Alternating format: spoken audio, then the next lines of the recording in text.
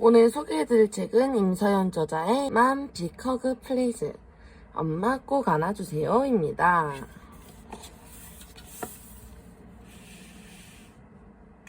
저자 임서연.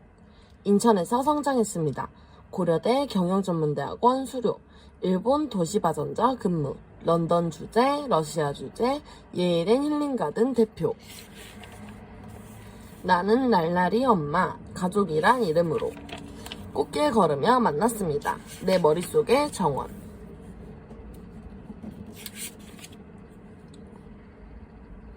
(50세가) 되니 비로소 평안하다. 나는 내 삶이 두 번째로 꽃피우는 시간을 즐겼다. 온갖 감정과 수많은 인간관계로 뒤엉킨 삶이 지나간 뒤 50세 무렵 갑자기 새로운 삶이 눈앞에 펼쳐졌다. 생각할 것, 공부할 것, 읽어볼 것으로 가득한 삶이었다. 가슴속에서 새로운 아이디어와 생각이 솟아올랐다. 늘 서재에서 살인사건을 다룬 책만 쓰던 세계적인 추리소설 아가사 크리스티도 50대 예찬론자였다고 한다. 그녀의 말이 나의 삶에도 어느 정도 들어맞았다. 지천명에 들어서자 나의 마음이 비로소 평안해졌다. 갱년기에 들어선 여인들에게 완경이라는 단어를 사용하는 것과 같이 50이라는 나이는 여인으로서 완성된 숫자를 의미한다. 내가 더 잘났어, 더 많이 가졌지, 우리 아이가 더 낫다 등의 유치한 감정들은 사라지기 때문이기도 하다. 주어진 운명을 바라보고 힘닿는 데까지 노력하면 된다고 생각하고 이를 즐기며 살고 싶다. 환경이 180도 바뀌는 것도 원치 않는다. 고 박완서 선생님은 나이가 들면 삶이 주는 평안함을 누릴 수 있다고 말했다. 몸빼바지를 입고 나들이를 할 수 있고 남의 시선을 의식하지 않으며 살 수 있다는 것이다. 고 박경리 선생님 또한 남 탓을 하지 않고 남에게 강권하지 않게 되는 것에서 나이가 주는 평안함을 발견했다고 하신다. 문득 각자 계절에 맞는 꽃을 피우라는 유명 작가의 말이 마음에 와닿는다. 나에게 어울리는 꽃은 무엇일까? 난 가을꽃이고 싶다. 가을꽃의 대명사인 국화는 곽꽃이면 좋겠다. 어린 시절 우리 집 시멘트 벽돌 담장 밑에서 햇살을 받고 자라던 그 꽃이길 바란다. 50세쯤에서 몇 가지 변화를 즐기고 있다. 치열했던 아이들의 입시가 끝나고 나니 온전히 나를 위한 공부를 하고 싶다. 운 좋게도 몇 개의 CEO 교육과정에 등록했다. 늦공부가 어찌나 즐거운지 모범생으로 소문이 났다. 임원장, 어렸을 때 못한 공부 지금 하는 거야? 함께한 전직 장관님이 묻기도 했다. 그분은 내 열정의 근원에 결핍이 있다고 생각하신 모양이다. 하지만 나는 이 순간이 즐겁다. 현재 나에게 필요한 공부를 하며 열정으로 학구열을 태우는 내가 자랑스럽다. 40대 후반이 되면서 조금씩 몸이 아파오고 노안도 시작되니 자연스레 운동을 하게 된다. 자기관리 역시 50세가 주는 축복 중 하나다. 나는 유독 운동을 힘들어했다. 학창시절에도 그 흔한 달리기 1등을 하지 못했고 체력검사는 항시 평균 이하였다. 체육 선생님이 젓가락이라 나를 불렀을 정도로 약하고 자주 아팠다. 20대에는 스스로의 건강을 자신해 운동을 멀리했고 30대에는 아이 양육과 남편 내조로 얼굴 화장도 지우지 못한 채 쓰러진 날들이 많았다. 시간과 마음의 여유가 생긴 지금 온전히 나에게 집중할 수 있는 운동이 마냥 즐겁다. 고등학교 시절 의무감으로 읽었던 문학서적을 이제는 자유의지로 읽게 되는 것도 지금 내가 즐길 수 있는 호사다. 나는 당신의 사남매가 좋은 대학에 진학하길 바라는 마음에서 어머니가 주문한 세계문학 전집을 읽고 머리 아픈 적이 있었다. 영국이나 독일의 생소한 거실 풍경, 우리와는 다른 삶의 방식이 드러난 책을 좀처럼 이해할 수 없었기 때문이다. 영국과 러시아에서 생활을 해본 후 그 소설들을 다시 찾았다. 나의 삶이 켜켜이 쌓여 이제는 이해의 폭이 넓어졌으니 따분하던 소설이 마냥 흥미롭다. 자연도 눈에 들어온다. 소박한 아름다움을 즐길 수 있다. 사람들의 허물보다는 장점에 주목한다. 남의 탓은 하지 않는 편이다. 지식보다는 지혜에 목마르다. 마음의 여유를 가지고 삶의 길을 걷고 있다. 50대가 되니 이렇게 평안할 수가 없다. 사계절의 순서는 봄, 여름, 가을 그리고 겨울이지만 내 인생의 사계절은 20대까지가 겨울이고 결혼, 출산, 육아로 이어지는 30, 40대가 가을, 막내가 대학을 입학하고 난 지금이 여름이라 느껴진다. 인생이 편안하니 누군가의 작은 시비를 걸어도 별로 반응하지 않고 그러려니 하게 된다. 바쁘게 살아왔으니 조금은 느리게 존재하는 것을 즐기며 그 흔한 광고 멘트처럼 삶을 누리며 살고 있다. 그렇게 내 인생의 마지막 후반은 벚꽃 트드러지게 피는 선한 봄으로 마치고 싶다. 임서연 또 아침밥도 안 주고 나가네? 아들이 제법 큰 소리로 비아냥거린다. 조찬 모임에 참석하기 위해 현관문을 열고 나서려는 순간 나의 등 뒤에다 하는 말이다. 맞는 소리다. 난 아이의 밥도 차려주지 않고 내가 해야 할 일을 우선순위에 두는 소위 날라리 엄마다. 내가 자칭 날라리라고 하는 이유는 몇 가지가 있다.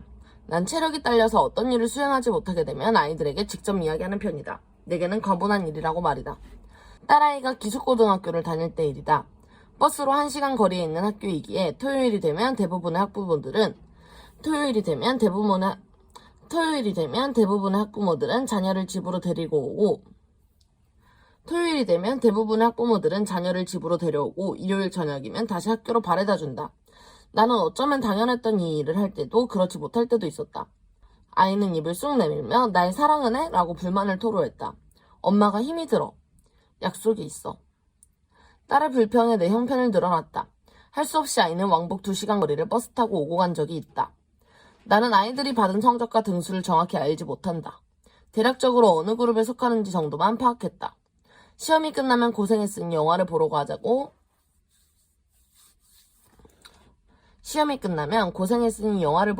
건의를 했다. 나중에 아이의 담임선생님께 전해 들은 이야기지만 딸아이는 내가 자기를 향해 내민 한 발의 관심이 좋았댄다. 그러니까 엄마가 자신에게 한 발만 들여놓아준 것이 고마웠다고 했다. 한 번은 3년간 남편과 아이들이 러시아 블라디보스토크에 머문 적이 있었다. 남편의 회사 일로 인해 아이들까지 러시아 학교를 다니게 된 것인데 나는 그들과 함께하지 않았다. 처음부터 러시아에 가지 않겠노라 계획한 것은 아니었지만 여하튼 결과는 그랬다. 남편이 3개월 먼저 러시아로 떠난 후 나는 아이들을 데리고 블라디보스토크가 살만한 곳인지 탐색하기 위해 현지에 머물렀다. 머물렀던 2주간의 시간 동안 살기 어렵다는 느낌이 강하게 일었다.